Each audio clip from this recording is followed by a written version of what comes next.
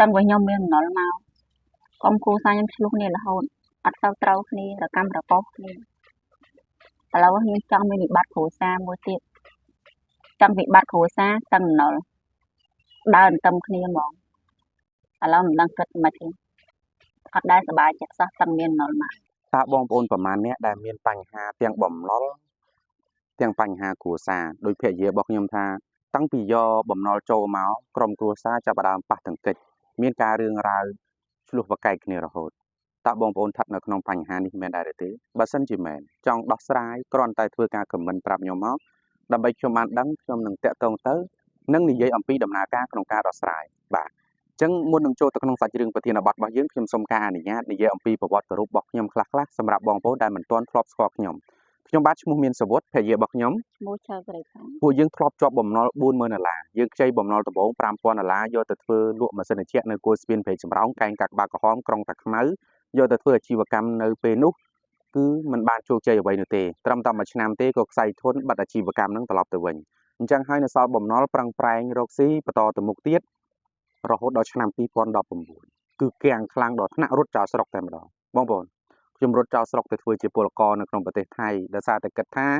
ចាំមានបានចាំត្រឡប់ចូលស្រុកវិញប៉ុន្តែជាអកុសលទៅមិនស្រួលដូចអ្វីដែលយើងគិតនោះទេអញ្ចឹងក៏មិនទៅបានយូរអីនោះដែរក៏យើងក៏ត្រឡប់មកវិញនៅពេលដែលយើងត្រឡប់ពីចំណាក់ស្រុកមកវិញគឺយើងជួបជាមួយនឹងបុគ្គលម្នាក់គឺដុកទ័របំណុលគឺជា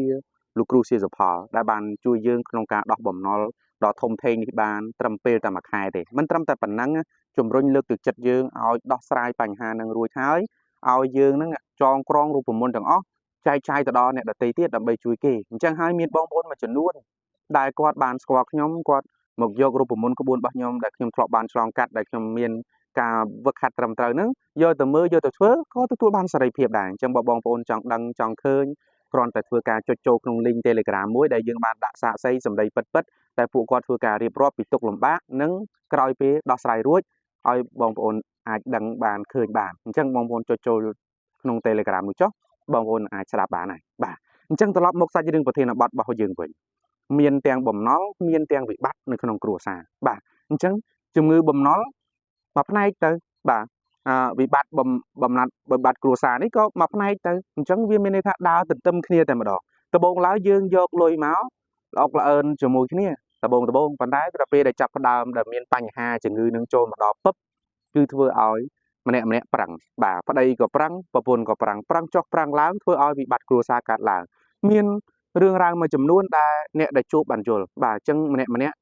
ជាពាក់គេមិនមែនដោយសារតែអត់ប្រឹងគឺប្រឹងបាទអ្នកខ្លះធ្វើការឆ្ងាយពីគ្នាទៅទៀតបាទឆ្ងាយពីប្រពន្ធឆ្ងាយពីប្តីបាទអាចនិយាយបានថាពេលខ្លះមិនបានហូបបាយជុំគ្នាក៏មានដែរដោយសារតែបំណុលប៉ុន្តែបំណុលអាចកាត់ផ្ដាច់ចំណងទំនាក់ទំនងស្នេហានៃគ្រួសាររបស់យើងបាទ